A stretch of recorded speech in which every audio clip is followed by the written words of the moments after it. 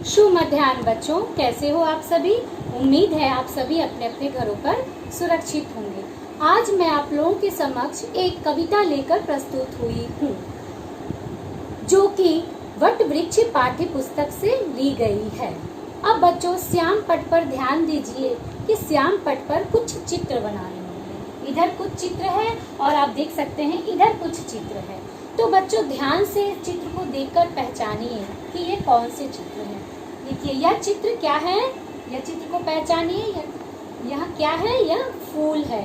और बच्चों, फूल के साथ क्या क्या रहता है, फूल के साथ कांटे भी रहते हैं, जिस कांटे का चित्र मैं यहाँ पर बनाई हूँ। तो इसी के साथ हमारे कविता का जो शीर्षक है वह है फूल और कांटा, जिसके कवि है अयोध्या सिंह उपाध्याय हरिऔध जी। ठीक है बच्चों, इस कविता में कवि कुछ संदेश देना चाहते हैं। कविता में कवि क्या कहते हैं, तो प्रस्तुत कविता में कवि ने यह स्पष्ट किया है कि मनुष्य विशिष्ट कुल में जन्म लेने से नहीं बल्कि अच्छे कर्मों से महान बनते हैं। तो कविता का आदर्श पाठ करने के पहले मैं आप लोगों को रचनाकार के विषय में थोड़ा सा परिचय करवाती हूँ।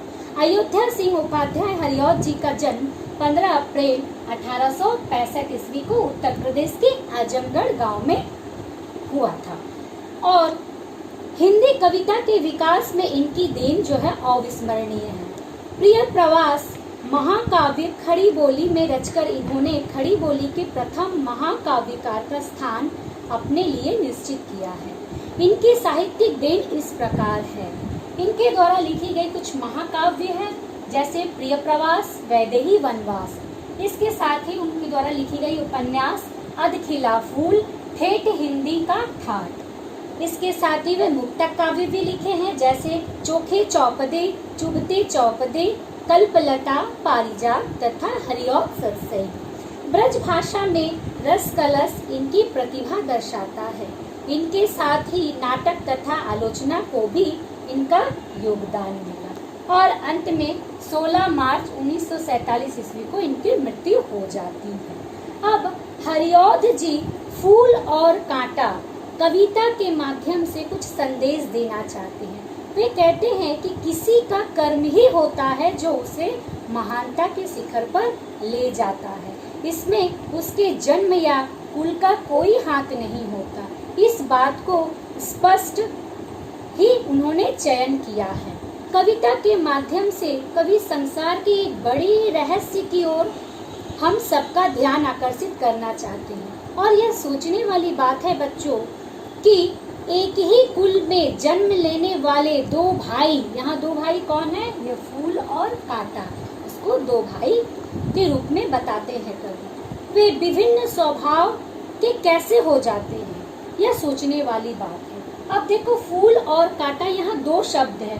फूल जो है धार्मिक संस्कार युक्त तथा सुसभ्य व्यक्ति का प्रतीक है, और कांटा शब्द कहने से क्या, दुख देना, कष्ट देना। तो कांटे जो है अधर्मी, क्रूरता एवं असभ्यता का प्रतीक है। तो अब मैं आती हूँ अध्याय परिचय। प्रकृति के अंक में समान रूप से पोषित होने पर भी अपने कार्य व्यवहार से कांटा सभी की आंखों में खटकता है, तो फूल देवों के शीश पर शोभायमान होता है।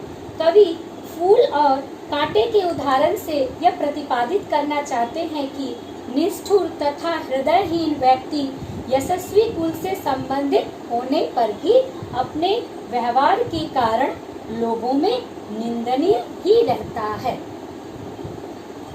फूल और कांटा कविता में कवि ने फूल और कांटे की तुलना उनके विभिन्न प्राकृतिक स्वाभाविक गुणों के कारण किए हैं।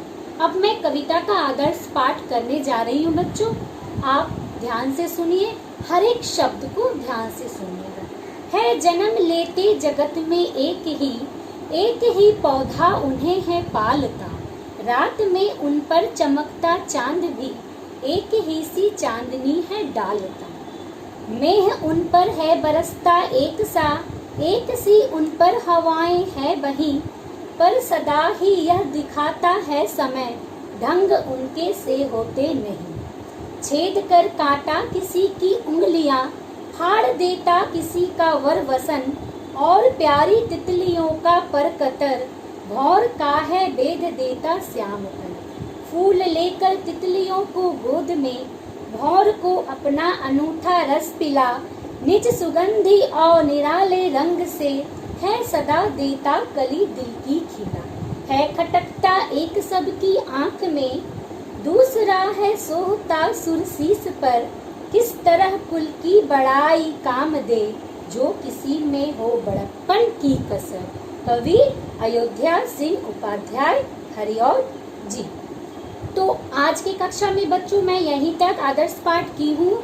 आप लोग भी इस कविता को लय ताल के साथ पढ़ें, बहुत आनंद आएगा। अगली कक्षा में मैं आपको स्टैंजा वाइज इसकी व्याख्या समझाऊंगी। धन्यवाद।